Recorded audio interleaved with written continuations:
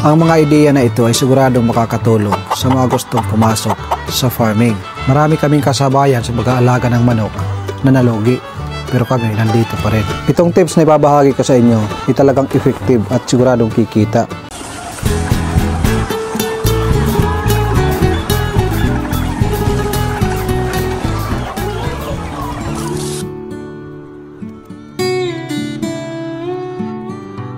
Maraming mga kaparmers ang gusto pumasok sa farming business. Pero bago kayo magsimula, mas mainam na mayroon kayong mga idea para hindi masayang ang farm na inyong sisimulan. Ang manok na mayroon tayo dito, ito yung Decal Brown.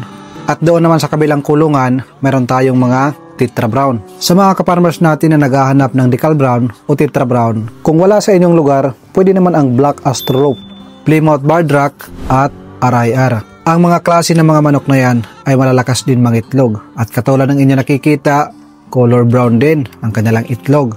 At ang kagandahan, mas mura ang kanyang presyo pagdating sa Decalb at saka Tetra Brown. Para sa ating mga kaparmers, kung mayroon kayong gustong alagaan na manok, mag-comment lang kayo sa comment section. At para naman sa may mga alagang manok na mayroon kayong mga available, i-comment nyo sa ating comment section kung anong mga lahi ng manok ang inyong available at ilan ang kaya nyong i-produce o ibigay sa ating customer.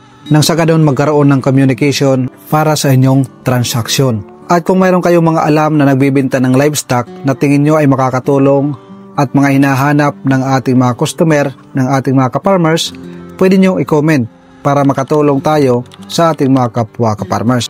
Ang aking ibabahagi sa inyo ay siguradong hindi kayo malulugi at kikita kayo sa pag-aalaga ng heritage chicken. Egg production man or meat type ang inyong papasokin. Itong mga idea na ito ay mga ginagamit ng mga kumita na nag-aalaga ng heritage chicken. Ito ay napaka-effective at hindi mo ito pagsisisihan once ikaw ay magsimula na mag-alaga ng mga manok at iba pang mga livestock. Kaya kung balak mo mag-for good, mag-resign sa trabaho at mag-retire, ito muna ang inyong gagawin. Isang taon ang pagitan bago ka magsimula sa inyong farming business. Ito muna ang inyong mga gagawin. At ito rin ang aking mga ginawa bago tayo nakapagsimula sa ating farm. At hanggang ngayon, tuloy-tuloy napapakinabangan ang mga alternative na tinanim natin noong una. Ang pinakaunang magandang itanim na malaki ang tulong para sa ating mga alaga ay ang saging na saba mga kaparmers. Madaling mabuhay at madaling dumami. Within 1 year makakapag-harvest na tayo. Mapabunga man yan, puso ng saging, katawan ng saging ay pwedeng ipakain sa ating mga alaga. Pangalawa, Madre de Agua. Napakadaling mabuhay, maganda ang vitamin content para sa ating mga livestock at talagang nakakatulong. Binabahagi ko ang idea na ito para sa ating mga kaparmers, lalo na yung mga OFW na gusto nang umuwi sa Pilipinas.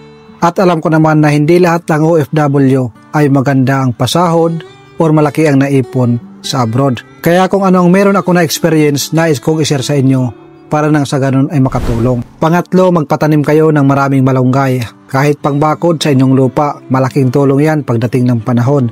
Panghalo sa feeds at mga iba pang mga alternative panghalo sa ating mga patuka. Pang-apat ay ang mulberry. Maganda yan para sa mga nangingitlog natin ng mga manok.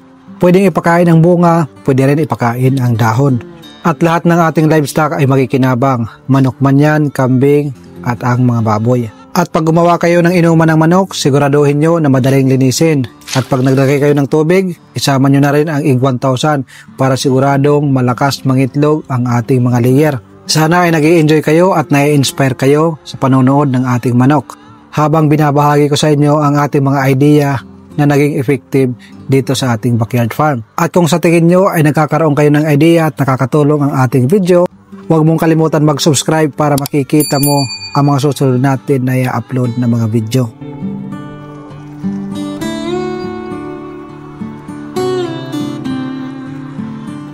Ang ganito karaming itlog at ganito kagandang backyard farm, hindi naging madali sa ating pagsisimula. Maraming pawis ang tumulo bago natin na-achieve ito.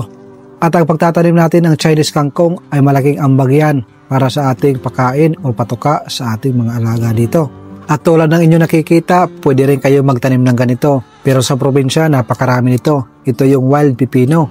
Sa ibang bansa, nakikita ko, binibinta ito mga kaparmers, nasa supermarket. Pero dito sa Pilipinas, wala tayong makikita.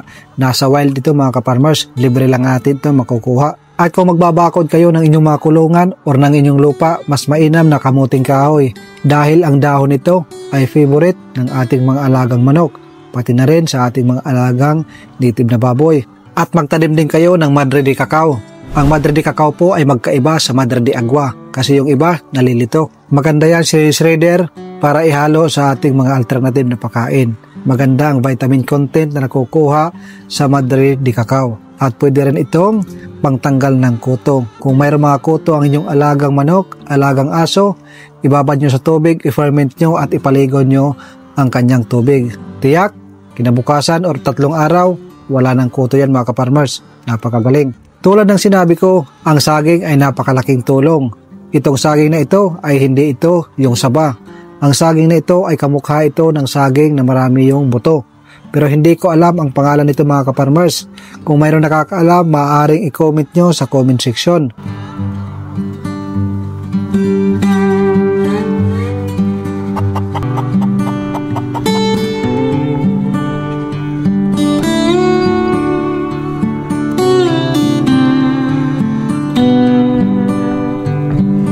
Ang pinakamasarap na pakiramdam, ang pag-harvest ng itlog. Alam naman natin, pag nakapag-harvest na tayo, makakapagsimula na tayong magbenta at dahan-dahan maibalik ang ROI ng ating nilabas. Tulad ng aking mga sinabi, ang pag-aalaga ng manok dapat may passion ho tayo. Hindi lang puro income ang ating iniisip. Kasi kung ganon, maaaring ma-stress lang tayo kung hindi pa tayo kikita. I-enjoy natin ang ating ginagawa. Isipin natin na nagtatrabaho tayo sa sariling company. Sa ibang company nga mga kaparmers, kaya natin magtrabaho ng 8 hours to 12 hours pa. Paano pa kaya pag sa atin na? At ito ang maraming nagtatanong, paano nga ba natin binibenta ang ating mga itlog? Simple lang mga kaparmers, ipahipo natin kay kumare. Biro lang mga kaparmers, pinapatawa ko lang kayo. Masyado naman tayong seryoso sa ating buhay. Pag nagninegosyo tayo, kailangan nag-i-enjoy para magawa ng maayos ang ating trabaho. Para sa mga baguhan na gustong pumasok sa farming business, kung ganitong negosyo ang iyong ginagawa, ang idea kung paano natin i-market, nagsisimula sa inyong kapitbahay, inyong mga pinsan na pwede natin pagbintahan. Ang susunod, magsusupply tayo sa sari-sari store at habang patagal ng patagal, parami ng parami ang inyong production at pati na rin sa merkado. Pwede kayo makahanap doon na pwede nyong pagbagsakan ng mga itlog. Huwag nyo lang lalakasan, baka mabasag ang mga itlog mga kaparmers. At ang puti na yan, sapal yan ng soya. Isa yan sa maganda at mura na patuka na ating binibigay sa ating mga alaga. At kaninang umaga, pagpasok ko sa ating kulungan, ito yung ating nakita. Itong isang layer natin nagbabalak maglimlim mga kaparmers. Pero hinahayaan muna natin siya sa kanyang ginagawa para ma-enjoy muna niya ang kanyang mga itlog bago natin kunin. Kaya para sa mga nagtatanong kung naglilimlim ang heritage chicken, meron mga iba na naglilimlim mga kaparmers. Kaso, hinihinto natin yan or kinukuha ang kanilang itlog. Kasi pag naglimlim yan, ay mahihinto ang kanilang pagingitlog. At ito yung mga pruweba na kaya natin pumasok sa farming business na hindi tayo umaasa sa pagbibili ng commercial feeds. Dahil nga, ang commercial feeds ay alam naman natin napakamahal na sa ngayon. Kaya kung nagbabalak kang pumasok sa farming business at maliit lang ang inyong budget, ito dapat ang inyong ginagawa para 100% ang income at hindi tayo malugi. Sa inyong nakikita, ito yung mga dahon ng Madre de Agua at ito naman ang malunggay, pinagpipistahan ng ating mga alaga. Ito yung sinasabi ko na mga alternative na dapat nating itinatanim. Pagdating naman sa dahon ng papaya, malaking tulong po yan at maganda sa ating mga alagang manok. Pwede nyo i-search at papatunayan yan ni Google kung ano yung mga vitamins na nakukuha para manatiling healthy ang ating mga alaga at makasurvive tayo sa pang-araw-araw na patuka na hindi tayo gumagastos ng malaki. Tulad ng aking mga sinasabi, 30% commercial feeds, 70% organic para sure ang income. At ito naman ang dahon ng mulberry. Patunay na kinakain niya ng ating mga alagang manok. Mapakambing man yan or ating mga native na alagang baboy. Kinakain po yan. Malaking tulong yan para sa ating mga inahin na manok na nangingitlog. Maganda ang quality ng kanilang itlog pag yan ang pinakain natin, lalo na ang bunga nito. At pagdating naman sa Madre de Agua, ayan ho yung pinapakain natin sa ating mga alagang baboy din. Pati na rin sa manok, pabo at iba pang livestock na nandito sa ating backyard. Kaya kung ikaw ngayon ay nagtatrabaho pa, balak mong mag-for good, balak mong mag-resign, balak mong mag-retire, magpatanim ka na para pag nagsimula ka sa inyong farming business, hindi ka mapapakamot sa ulo pag nawalan ka ng pambili ng commercial feeds. Dahil marami kang tanim na mga alternative na pwede mong ibigay sa inyong mga alaga. Doon sa mga nauna natin video, mayroong mga nagsasabi hindi magandang alagaan ang mga native pig or black pig mga kaparmers dahil mahina daw lumaki. Ito lang yung aking sagot mga kaparmers. Mahina man silang lumaki pero yung pagkain nila ay hindi tayo halos gumagastos. Sa ganyang paraan, pareho lang ang sistema mga kaparmers. Mas malaki pa ang gagastusin mo kaysa mag-alaga ka ng hybrid.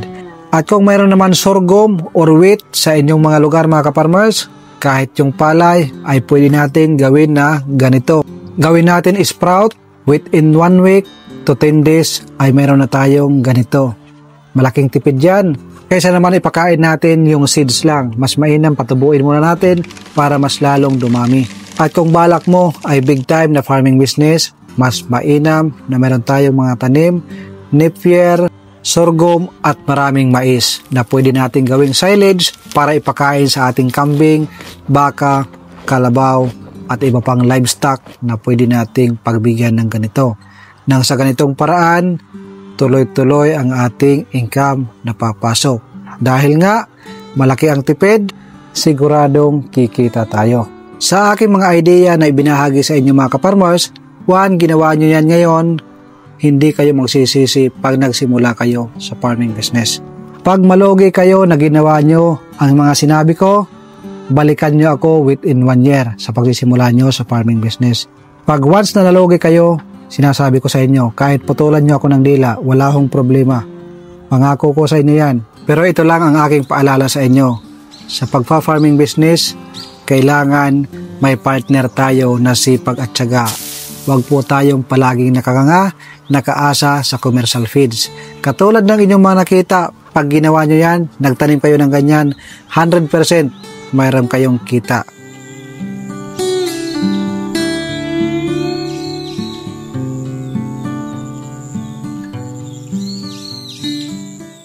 At para sa ating mga kaparmers na nanonood, mayroon ba kayong opinion? Kung mayroon kayong opinion, maaari nyong i-comment sa ating comment section. Yan ay ating pakikinggan. At pagkatapos mag-harvest mga kaparmers, ayan na yung napakaraming Madre de Agua. Nagpakasabit na. Pagpipistahan yan ng ating mga alagang manok. At maya't maya, ubos na yan. Tangkay na lang ang matitira. Sa ganyang paraan, malaki ang ating matitipid. At tulad ng aking mga sinabi mga kaparmers, ang inyong mga plano na gusto nyong pasukin na farming business, maaari nyong i-comment sa comment section. At sabihin nyo rin kung kailan kayo magsisimula. Lalo na kung naghahanap kayo ng mabibiling mga livestock katulad ng manok at iba pang mga alaga. Para pag may nakakita ng mga supplier, maaari silang mag-reply at magkaroon kayo ng conversation at communication. Para nang sa ganon mapagaan ang inyong pagbili or paghahanap ng inyong hinahanap na livestock.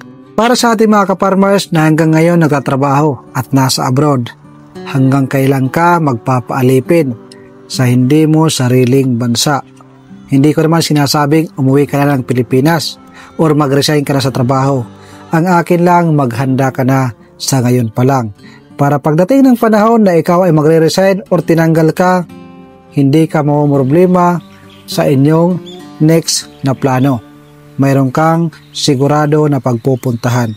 At para naman sa ating mga kaparmers na mayroon mga idea tungkol sa pagbibigay ng organic na patuka sa ating mga alaga, i-comment nyo sa ating comment section para makatulong at makapagbigay idea sa mga baguhan na papasok sa farming business. At paalala lang sa lahat mga kaparmers, pwede nyong i-share ang ating video sa inyong YouTube channel. Pindutin nyo lang ang share, create post, at lagyan nyo ng hashtag kaparmersidea. Sa ganyang paraan, nakatulong po tayo sa pag-share ng informasyon tungkol sa mga idea sa farming business. So ayun lang mga kaparmers, hanggang dito na lang. Maraming salamat sa pagsama nyo sa akin. Magandang araw and God bless po sa inyo. Lalo na sa ating mga ka-farmers na nasa ibang bansa, mag-ipon ng maraming pera para wala nang balikan. Uwi sa Pilipinas, magnegosyo para kasama ang pamilya. Mabuhay ka and God bless sa inyong pamilya.